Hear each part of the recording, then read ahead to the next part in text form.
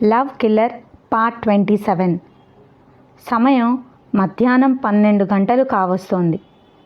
Main Bazar చివరిలో ఉన్న తన కట్ పీసెస్ షాప్లో కూర్చుని ఉన్నాడు నారాయణమూర్తి.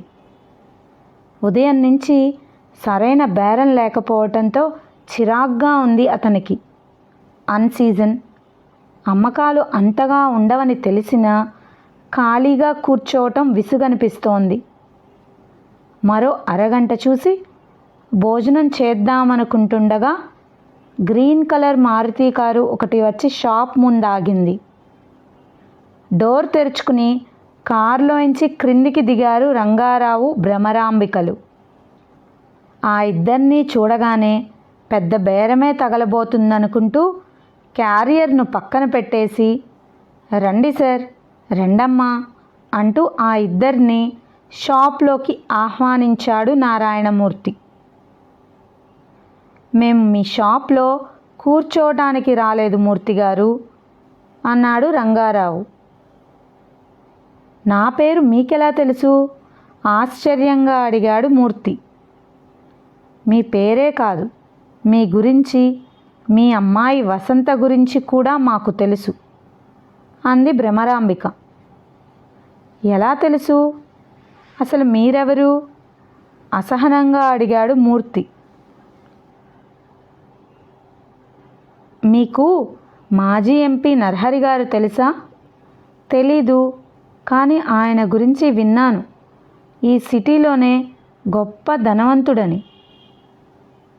నేను ఆయన కొడుకుని. నా పేరు రంగారావు.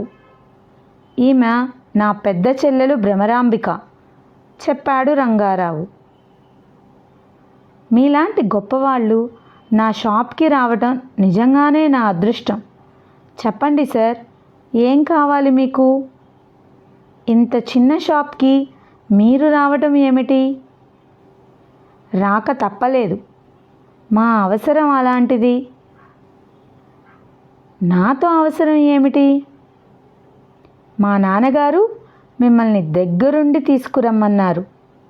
మీరు మాతో రావాలి. నేను మీతో రావాలా? ఎందుకు? ఆ వివరాలన్నీ ఇంటి దగ్గర మా నాన్నగారు చెబుతారు.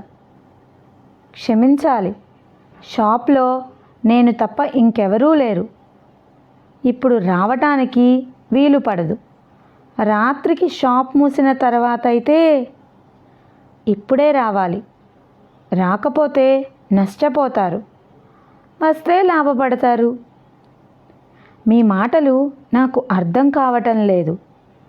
మా నాన్నగారితో మాట్లాడితే అంతా అర్థమవుతుంది. బయలుదేరండి. మరి షాపు? అదెక్కడికి పోదు. ఒక్క పూట షాపు మూసేసినందువల్ల మీకు నష్టం ఏమీ ఉండదు. ఒకవేళ నష్టం ఉందనుకుంటే దాన్ని మేమే భరిస్తాం అన్నాడు రంగారావు. 2 నిమిషాల పాటు ఆలోచించి షాప్ని మూసి మారుతి కారులో వారి వెంట బయలుదేరి నరహరి భవంతికి చేరుకున్నాడు. చక్రాల కుర్చీలో కూర్చుని ఆ హాల్లోనే ఉన్నాడు నరహరి. ఆయనే మా నాన్నగారు. మూర్తిని లోపలికి తీసుకొచ్చి పరిచయం చేశాడు రంగారావు. నమస్తే నరహరి గారు, మీలాంటి గొప్పవారు నన్ను పిలిపించటం నా అదృష్టంగా భావిస్తున్నాను అన్నాడు మూర్తి వినయంగా. కూర్చోండి అన్నాడు నరహరి. అక్కడున్న సోఫాలో కూర్చున్నాడు మూర్తి. నన్ను అర్జెంటుగా వెంటబెట్టుకుని రమ్మన్నారట మెల్లగా అన్నాడు. చిన్నగా తలాడించాడు నరహరి. మీతో ఒక ముఖ్యమైన విషయం మాట్లాడాలి మూర్తిగారు, అందుకే పిలిపించాను అన్నాడు. ముఖ్యమైన విషయమా? నాతో మాట్లాడాలా? ఆశ్చర్యం ధ్వనించింది మూర్తి కంఠంలో. అవును, ఏదైనా బిజినెస్కి సంబంధించిన విషయమా అడిగాడు మూర్తి. క్షణం ఆలోచించి అన్నాడు నరహరి. ఎస్ ఎస్, ఇది ఒక రకమైన బిజినెస్సే అని. ఇంతకీ ఏమిటా బిజినెస్? చెబుతాను అన్నట్టు మీరు భోజనం చేశారా?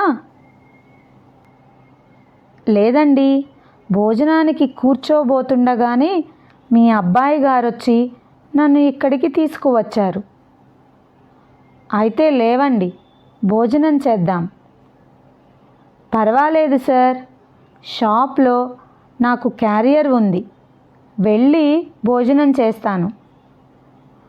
నోనో, మీతో ఒక ముఖ్యమైన విషయం మాట్లాడాలి. భోజనం చేస్తూ తీరుబడిగా మాట్లాడుకుందాం అన్నాడు నరహరి. రండి బాబాయ్ గారు, మొహమాట పడకండి అంది భ్రమరాంబిక. రంగారావు తండ్రి కూర్చున్న వీల్ చైర్ని డైనింగ్ హాల్ వైపు నెట్టుకుంటూ వెళ్ళాడు. నారాయణమూర్తి వాష్ బేసిన్ దగ్గర చేతులు కడుక్కుని డైనింగ్ హాల్లో నరహరికి ఎదురుగా ఉన్న కుర్చీలో కూర్చున్నాడు. అతనికంతా అయోమయంగా ఉంది. విషయం ఏమిటో ఎంత ఆలోచించినా అర్థం కావటం లేదు. కోటీశ్వరుడు, మాజీ ఎంపీ అయిన నరహరి తనను అంత ఇదిగా ఎందుకు గౌరవిస్తున్నాడో తెలియటం లేదు. అసలు అటువంటి గొప్ప వ్యక్తికి తనతో అవసరం ఏముంటుంది? అతని బుర్ర వేడెక్కిపోతోంది. అందరూ కూర్చున్న తర్వాత మేడం మెట్లు దిగి స్టైల్గా అడుగులేస్తూ వచ్చి తండ్రి పక్కన కూర్చుంది జ్వాలాంబిక. తన చిన్న కూతురిగా జ్వాలాంబికను నారాయణమూర్తికి పరిచయం చేశాడు నరహరి. అందరూ కూర్చున్న తర్వాత పనివాళ్ళు భోజనాలు వడ్డించారు. అందరూ తినటం ప్రారంభించారు. ఏదో ముఖ్యమైన విషయం మాట్లాడాలన్నారు, గుర్తు చేశాడు నారాయణమూర్తి. మా జ్వాలను చూశారుగా, ఆమెపై మీ అభిప్రాయం ఏమిటి? ఐ మీన్ ఆమె పెళ్లి విషయంలో అడిగాడు నరహరి. అమ్మాయికేమండి, అందంగా లక్షణంగా ఉంది. లక్ష్మీ కటాక్షం గల అమ్మాయిని ఎవరు చేసుకుంటారో కానీ చాలా అదృష్టవంతుడు అనుకోవాలి. ఆ అదృష్టం ఆ అమ్మాయికి లేదు మూర్తిగారు అన్నాడు నరహరి. తెల్లబోయాడు నారాయణమూర్తి. అదేమిటి అలా అంటున్నారు? అమ్మాయికేం తక్కువ? అందం, చదువు, డబ్బు అన్నీ ఉండి అదృష్టం లేకుండా ఎలా ఉంటుంది?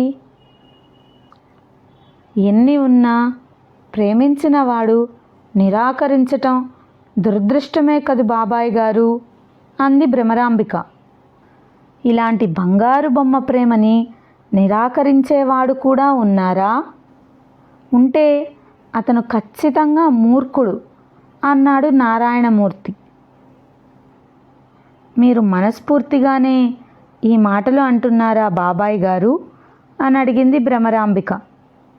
అవునమ్మా, ఇంతకు నీ ప్రేమను నిన్ను తిరస్కరించిన ఆ మూర్ఖుడు ఎవరు? చెబుతాను బాబాయ్ గారు. ఆ మూర్ఖుణ్ణి నా దారికి తెచ్చుకోవాలంటే మీరే నాకు సాయం చేయాలి అంది జ్వాల. నేను సాయం చేయాలా? అవును, సాయం చేస్తానని నాకు మాట ఇవ్వండి. క్షణం ఆలోచించి అన్నాడు నారాయణమూర్తి.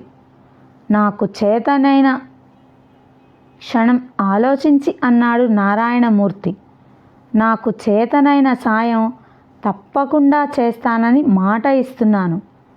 ఇప్పుడు చెప్పమ్మా, ఎవరతను అని. నీ కూతురు వలలో వేసుకున్న విశ్వనాథ్. నన్ను, నా ప్రేమను నిర్దాక్షిణ్యంగా తిరస్కరించిన మూర్ఖుడు అతనే అంది జ్వాలాంబిక. వింటూనే కరెంట్ షాక్ కొట్టినట్టు అదిరిపడ్డాడు నారాయణమూర్తి. నోట్లో పెట్టుకున్న అన్నం ముద్ద గొంతుకు అడ్డుపడినట్టు బలవంతంగా గుటకలు మింగాడు.